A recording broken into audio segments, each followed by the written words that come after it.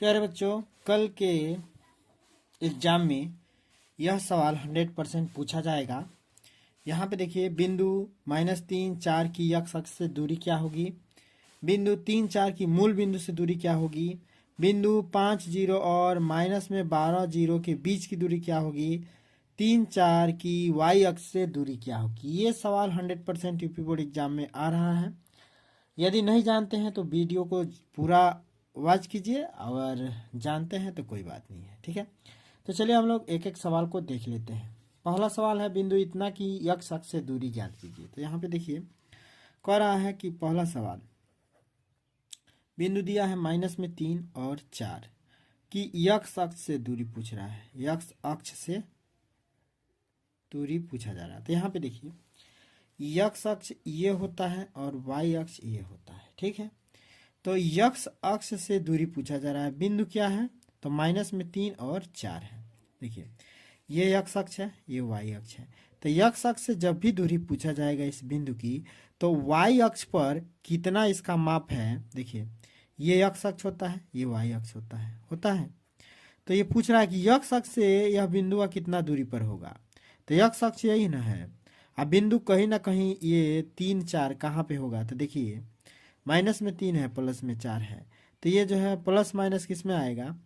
देखिए, x minus में होता है और y प्लस में इसमें होता है, इसमें। तो ये इसमें आया होगा कहीं ना कहीं। और x अक्ष से कितना दूरी पर होगा।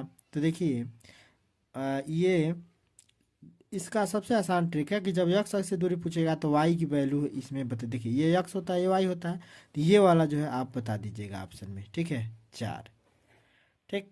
अगर पूछेगा कि इसी का y अक्ष से दूरी क्या होगी, इसी का x अक्ष से पूछा है तो ये बताएंगे, और y अक्ष से पूछता तो ये वाला बताएंगे -3, ठीक है। इसको ध्यान में रखिएगा। x अक्ष से दूरी पूछेगा तो 4 बताएंगे, ठीक है। ऑप्शन में दिया रहेगा, ऑप्शन दिया है इसमें 3, -3, 4 और 5। तो ये वाला विकल्प आपका सही होगा, 4, ठीक है। अब इसके बाद से देखिए, कह रहा है बिंदु 3 4 की मूल बिंदु से दूरी। तो देखिए, ये मूल बिंदु है। तो मूल बिंदु की जो है निर्देशांक क्या होता है, 0 0 होता है। अब मान लीजिए कि एक 3 4 बिंदु ये इधर कहीं है, 3 4। तो कह रहा है कि इस मूल बिंदु से इस बिंदु की दूरी ज्ञात कीजिए, यानी कि इन दोनों बिंदुओं के बीच की दूरी ज्ञात कर देना है।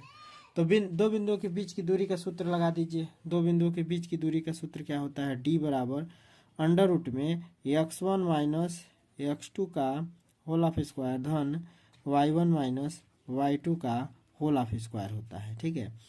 अब x1 यहाँ से देखिए, ये x1 है, ये y1 है, ये x2 होता है, ये y2 होता है। दो बिंदु है तो इसमें x1 y1 हो गया, इसमें x2 y2 हो गया। अब यहाँ पे हम लोगों को डायरेक्ट भी हम लोग लिख सकते हैं, क्योंकि x y इसमें 0 है। तो देखिए, यहाँ पे x1 का मान 0 हो जाएगा, और माइनस में y2, तो y2 का मान कितना होगा, -4, इसका वर्ग कर देना, धन y1 का मान 0 हो जाएगा, और माइनस में जो है y2, तो y2 का मान जो है क्या हो जाएगा, 4 हो जाएगा। x1 - x2, x1 का मान 0 और x2 का मान यहाँ पे 3 होगा, सॉरी, x2 का मान यहाँ पे 3 होगा। और यहाँ पे y1 - y2, तो y1 का मान 0 और y2 का मान -4 होगा, इसका वर्ग कर देना है, ठीक है। अब हम लोग को क्या करना है, -3 का वर्ग करेंगे तो 3 3 9 हो जाएगा, और धन में -4 का वर्ग करेंगे तो 4 चौको 16 हो जाएगा। तो 16 9 क्या हो जाएगा, 25, और 25 का वर्गमूल निकालेंगे तो ये हो जाएगा 5। 16 9 25, और 25 का वर्गमूल निकालेंगे, 25 5 × 5 होता है ना गुणनखंड। तो रूट में अगर किसी संख्या का जोड़ा लगता है तो इसका वर्गमूल हो जाएगा 5, ठीक है। ये बाहर हो जाएगा करने से 5, तो इसका आंसर हो जाएगा 5। मूल बिंदु से दूरी कितनी हो जाएगी, 5, ठीक है। अगला सवाल है, बिंदु इतना इतना के बीच की दूरी ज्ञात कीजिए। तो बिंदु इतना और इतना के बीच की दूरी ज्ञात करना है, तो इसके लिए हम लोग को क्या करना पड़ेगा, दो बिंदु दिया हुआ है, 5 0, ठीक, और -12 0, ठीक। अब इन दोनों के बीच की दूरी ज्ञात करना है, तो वही सूत्र लगाएंगे, d बराबर √ में x1 - x2 का होल ऑफ स्क्वायर, धन y1 - y2 का होल ऑफ स्क्वायर, ठीक है। अब यहाँ पे मान भर देंगे, ये x1 है, ये y1 है, ये x2 है, ये y2 है। x1 का मान कितना है, तो x1 का मान देखेंगे तो 5 है, माइनस में x2, तो x2 का मान माइनस में 12 है, तो प्लस में 12 लिख देंगे, क्योंकि यहाँ माइनस है और फिर इस माइनस को रखेंगे तो प्लस में लिख देंगे, इसका वर्ग कर देंगे। y1 का मान देखिए, y1 का मान 0 है और माइनस में जो है y2 का मान, तो y2 का मान भी 0 है, तो यहाँ पे 0 भर देंगे, इसका वर्ग कर देंगे। तो ये अंडर रूट में हो जाएगा 12 5 17, 17 का जो है वर्ग कर देंगे और ये जो है 0 है। अब 17 17 हम कितना होता है, 289 होता है, तो हो जाएगा 289, इसका रूट हो जाएगा 280 89।